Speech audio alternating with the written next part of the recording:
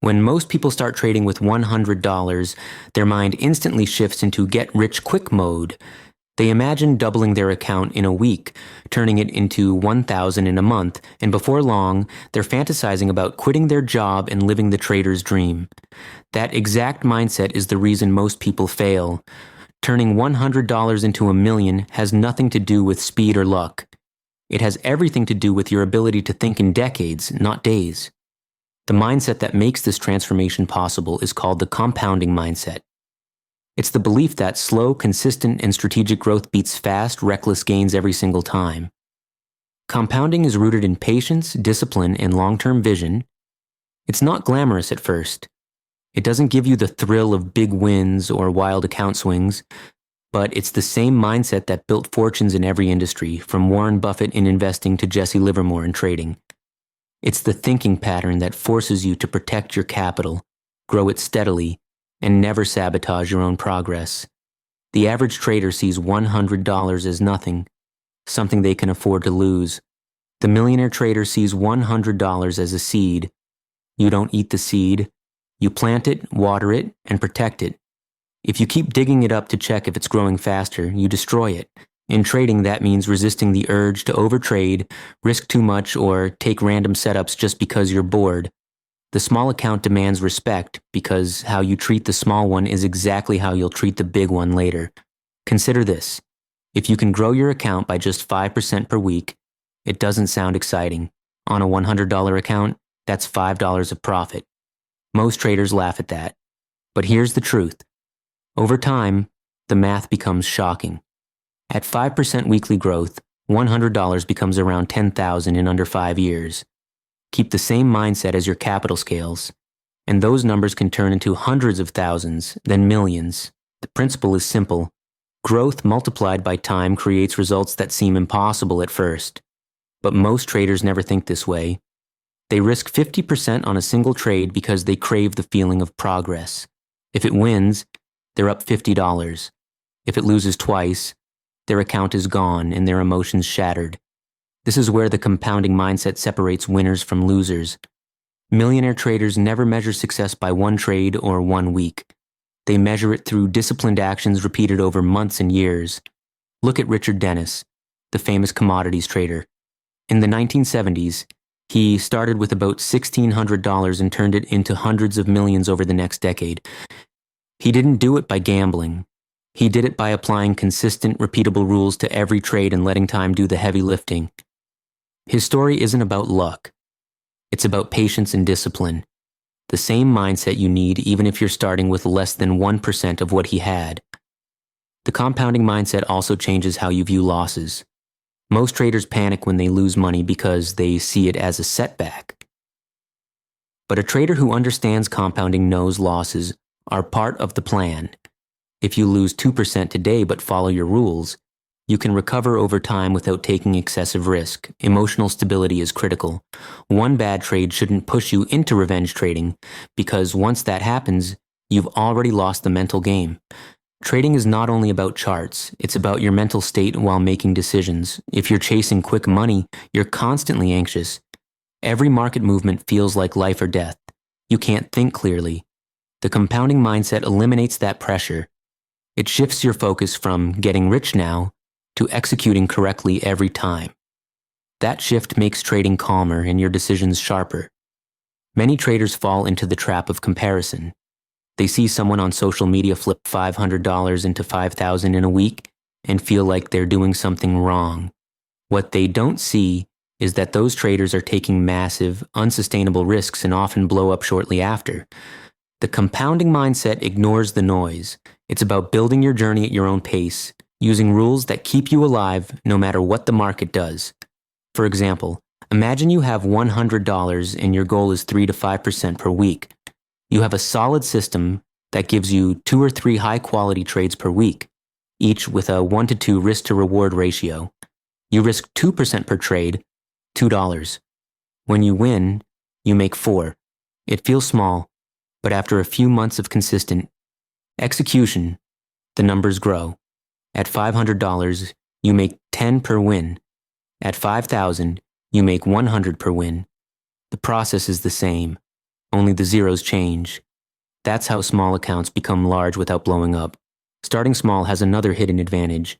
It forces you to master risk control before you ever handle big money. Too many traders suddenly get a large account, maybe from savings or a prop firm, and lose it in weeks because they never learned to manage small amounts properly. By respecting your $100, you're training yourself to respect 100,000. It's the same game, only the scoreboard changes. The compounding mindset isn't passive. It doesn't mean you sit and hope. It means you actively refine your edge, learn from mistakes, and adapt to changing markets, all within the limits of controlled risk. You're not swinging for home runs, you're stacking base hits. Over time, those hits turn into a championship season. Some resist this because it feels slow. But ask yourself, is it better to spend 6 months chasing fast wins, blowing up accounts, and ending at zero, or 6 months building a track record of steady growth so that when larger capital arrives, you're ready? One path gives you dopamine and frustration. The other gives you discipline, confidence, and freedom. The compounding mindset isn't just about money. It's about identity. When you adopt it, you start seeing yourself as a professional, not a gambler. Professionals think in probabilities and systems. Gamblers think in luck and one big score. The market rewards professionals and destroys gamblers. Your small account is your training ground to become the trader the market respects. If you're serious about mastering these principles, my new book, Mind Before Profit, goes deeper into every lesson we talk about here. You'll learn how to rewire your psychology, compound discipline, and build consistency from the ground up. Inside, I break down practical exercises, trade journaling templates, and the mindset resets that separate short-term speculators from lifelong professionals. You'll find the link in the description if you're ready to commit to the process. Let's continue. In trading, patience isn't just waiting. It's waiting without destroying yourself in the process. Most traders think they're patient because they can hold a trade for an extra 5 minutes or sit through a pullback. But ruthless patience is different.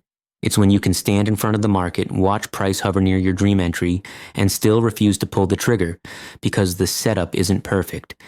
It's when the market tempts you with volatility and movement, and you do nothing because you know that not trading is sometimes the best trade. This mindset is rare because the market is built to trigger impatience. Every tick whispers, act now before it's too late. If you're not ruthless with your patience, those whispers become commands, and you'll obey them. A trader without patience finds trades in every flicker of price. A trader with ruthless patience waits for the odds to be undeniable. In 2003, a trader followed one simple rule. He would only take 4 trades per month. Not because he was lazy, but because he knew his system only produced 4 high-probability setups each cycle. One month, he waited 23 days without a single trade. On day 24, his signal appeared. He entered, managed it perfectly, and made more on that one position than most traders did all month. When asked why he waited, he said, "If the market is still here tomorrow, why should I rush today?" That line captures the essence of ruthless patience. The challenge is that patience feels like doing nothing, and doing nothing feels wrong when you think you should be working. Our brains equate productivity with activity. In most jobs, you type, call, meet. In trading, the most productive thing you can do is sit and wait. This feels unnatural. Your hands itch to click. Your brain tells you any movement is better than none. Then you break. You enter too soon, chase price, take setups that are almost valid, and sabotage your progress. Ruthless patience is not passive. It's active waiting. It's a deliberate choice to guard your capital until the exact conditions appear. This takes mental strength because the world rewards speed and instant gratification. Trading rewards the opposite. In this game, the tortoise doesn't just beat the hare blows the account while the tortoise compounds slowly into freedom. There was a legendary commodities trader in the early 1980s who made hundreds of millions but only traded about 15 days per year. People thought he had a secret edge. He didn't. His edge was discipline. He knew exactly what his setup looked like and waited until it appeared. On every other day, he did nothing. He said waiting was as boring as watching paint dry, but when the moment came, it was like stepping in front of a moving train with perfect timing. That's ruthless patience. Waiting for the train you know is coming instead of chasing every shadow. To develop it, you have to redefine what winning means. Winning isn't making money every day. Winning is following your plan every day. If your rules say you only trade when conditions align and nothing aligns, staying flat is victory. The impatient trader measures success in pips and dollars. The patient trader measures success in avoided losses and preserved confidence. That shift removes the pressure to force trades. Impatience chips away at your confidence with every unnecessary loss. You start trading harder to recover and trade worse in the process. Ruthless patience ends that spiral before it starts. But patience doesn't come naturally. It must be trained. It starts with clarity. If you don't have a clearly defined trading plan, you can't be patient because you don't know what you're waiting for. The mind hates uncertainty. Without structure, it convinces you that almost any setup will do. When you know exactly what qualifies, you can reject everything else with confidence. The clearer your rules, the easier it is to wait through noise.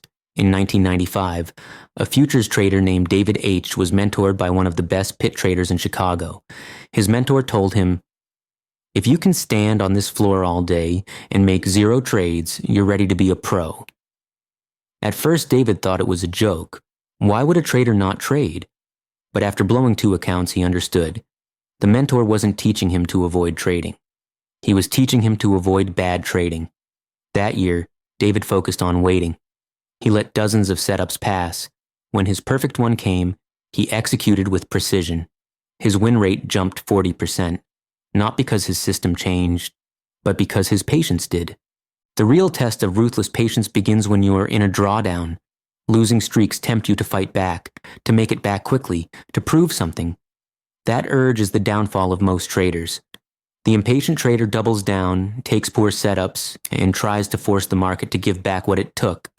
The patient trader accepts the drawdown, steps away, and waits for the same high-quality setups that made them profitable in the first place. This is counterintuitive, but it's why the patient trader survives while the impatient one burns out. Patience isn't just how you start, it's how you scale. Imagine you grow that $100 account to $200. The impatient trader might flip it fast to $300, then crash to $50 just as quickly. The patient trader might only grow by 5% the next month, but that small gain compounds. Small, steady growth builds a stable base that can handle larger positions and bigger opportunities. Impatience chases explosions. Patience builds empires. One of the hardest parts of ruthless patience is dealing with what-if moments. You skip a trade because it didn't fit your rules and it ends up being a huge winner. The impatient part of your mind screams, "See, you should have taken it." But here's the truth. A good process will always let some winners go. That's not a weakness. It's the price of survival. Your job isn't to catch every winner. Your job is to catch only the setups that fit your system. The market never runs out of opportunities. Missing one doesn't matter. Breaking your rules does. Patience also governs how you manage trades. Impatient traders close winners early because they can't stand watching profit fluctuate. Patient traders let trades play out because they trust their system. That's why patience isn't just about entry. It covers the entire life of a trade, from waiting for the setup, to letting it complete, to waiting again. Perfection isn't the goal. You'll still take bad trades and exit early sometimes. The goal is to make patience your default. The more you practice it, the more natural it becomes. Over time, your account will reflect it. Fewer trades, higher win rates, lower stress, more freedom. If there's one image that captures ruthless patience, it's a lion in the tall grass. The lion doesn't chase every antelope it sees. It waits, watches, and studies. When the perfect target steps into range, it strikes with precision. That's trading. Not chasing every movement, but waiting until the odds are yours. In the end, ruthless patience isn't just a trading skill, it's a life skill. It teaches you to value quality over quantity, to trust your process, and to resist the urge to act just to feel busy. It's not glamorous, but it's why some traders quietly compound their way to freedom while others burn out in chaos. If you master patience, your $100 account may not grow overnight, but it will grow beyond what you can imagine. One of the hardest lessons in trading is that the market doesn't care about your feelings, your hopes, or your need for a win. The market isn't your friend or your enemy. It's a mirror. It reflects how disciplined or undisciplined you are. Most traders lose because they tie their emotions to each trade. They treat every position as a test of their worth. But no single trade matters. What matters is the collective execution of hundreds of trades over time performed with consistency and detachment. A trader who loses $100 feels pain, but an undisciplined trader feels something worse, the need to get it back immediately. That's how revenge trading begins. You start seeing setups that don't exist. You force trades out of emotion, and the market punishes that every time. You must become emotionally detached from outcomes. A loss is not an attack on your identity. It's part of the process. I've seen talented traders fail because they couldn't control emotion. One had a 60% win rate, but lost twice as much on his losers because he couldn't stay calm. The moment a trade went against him, he'd panic, close early, or even reverse position. He knew the chart was telling him to wait, but his emotions screamed for action. He wasn't losing to the market. He was losing to himself. Emotional detachment isn't optional. It's survival. Think of flipping a coin. Over 100 flips, you expect 50 heads. You wouldn't panic if the first 5 were tails because probability always evens out. Trading is the same. If your system is profitable over time, a single loss, or even 10 in a row, doesn't matter. What matters is sticking to your edge. The moment emotion takes over, you abandon that edge and start gambling. During the 2008 financial crisis, I knew a trader who made $400,000 in 6 months shorting bank stocks. His timing was perfect, but one reversal cost him $50,000 in a day. He lost control, doubled down on bad trades, and within 3 months, he had lost everything. Later, he admitted it wasn't the market that ruined him. It was his inability to emotionally accept being wrong. He wanted the market to make him feel right again. And the market never does that. Detachment means that before you place a trade, you've already accepted that the money might be lost. You're not trading to be right. You're trading to execute your plan. If your plan says cut the loss, you cut. If it says hold for the target, you hold. There's no room for maybe it'll turn around. That's attachment talking. Ego is the enemy of detachment. Ego makes you want to prove yourself. Ego keeps you in bad trades because you don't want to admit you're wrong. Ego wants to be right more than it wants to be profitable. The humble trader cuts fast and moves on. The proud trader holds and hopes. And the market destroys hope. The best traders treat each trade like a single grain of sand on a beach. One grain doesn't define the beach. One win or loss means nothing in the big picture. They don't celebrate wildly when they win or spiral when they lose. They focus on process, not outcome. The moment you let results dictate your emotions, you give control to the market.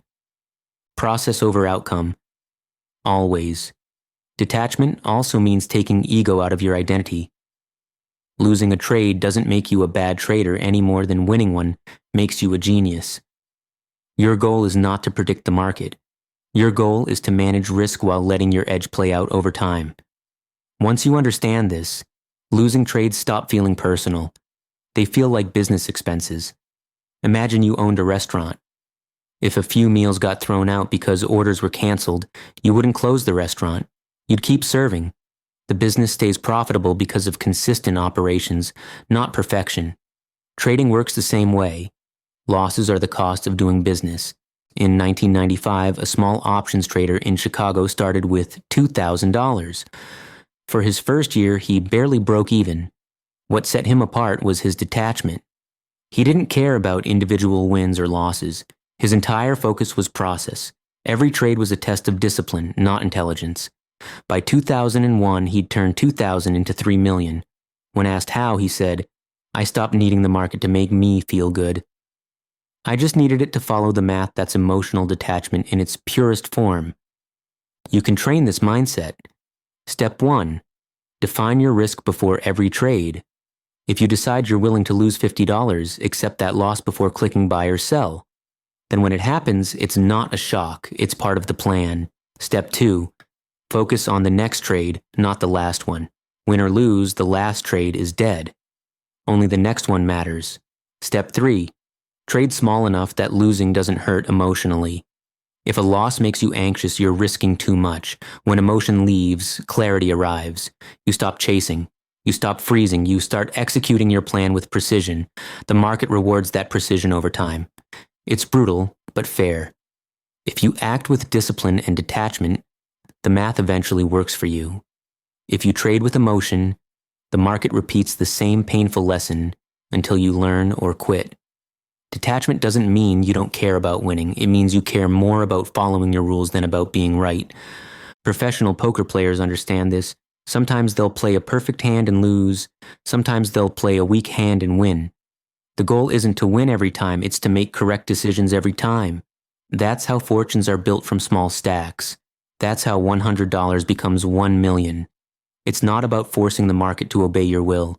It's about reshaping your own mind to survive the chaos.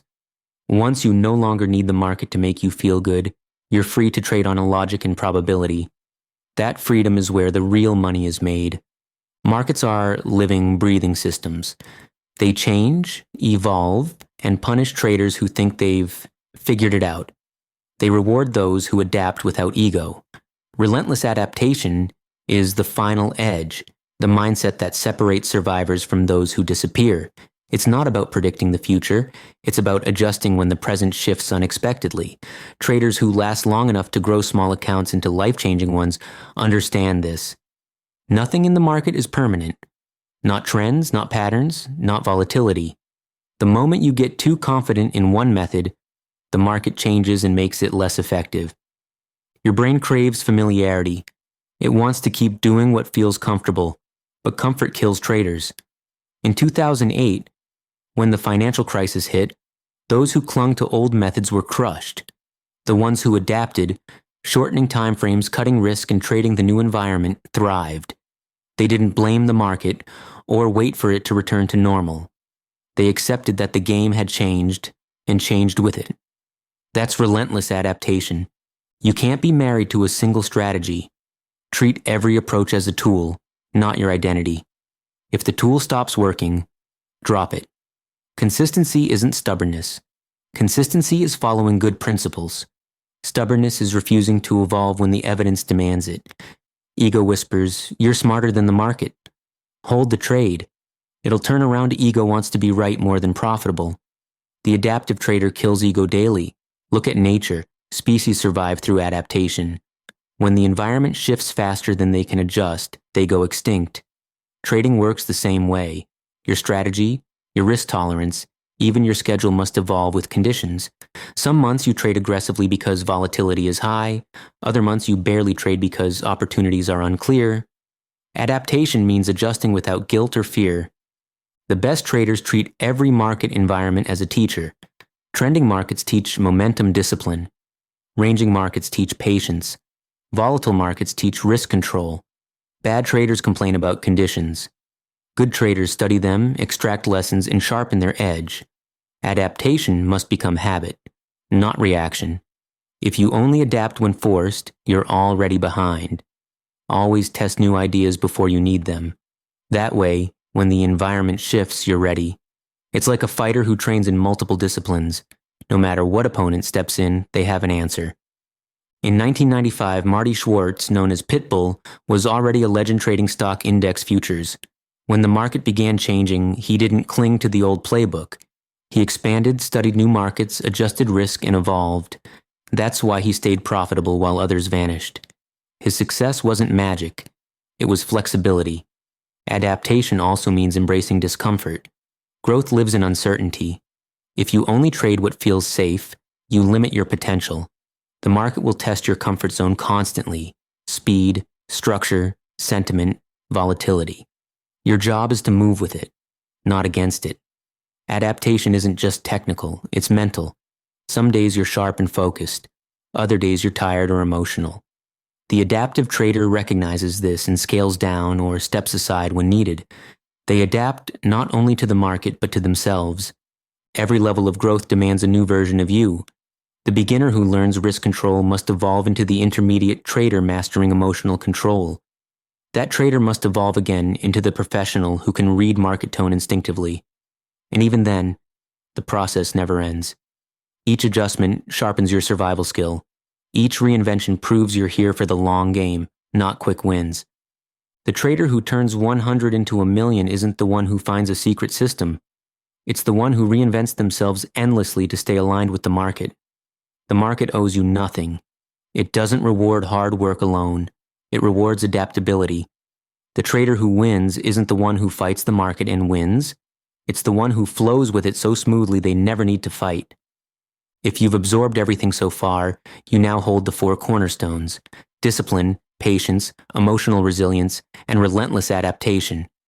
Master them, and your account will no longer be limited by its size but only by your imagination. The market is a mirror. If you're rigid, it will break you. If you're fluid, it will carry you forward. Be the trader who bends, shifts, and transforms as often as necessary. That's how you survive. That's how you thrive. That's how you turn $100 into 1 million. If you found value in this message, make sure you subscribe to the channel and turn on notifications so you never miss a new upload. Drop a comment below sharing the biggest mindset shift you've made in your trading journey and how it changed your results. I read every single one.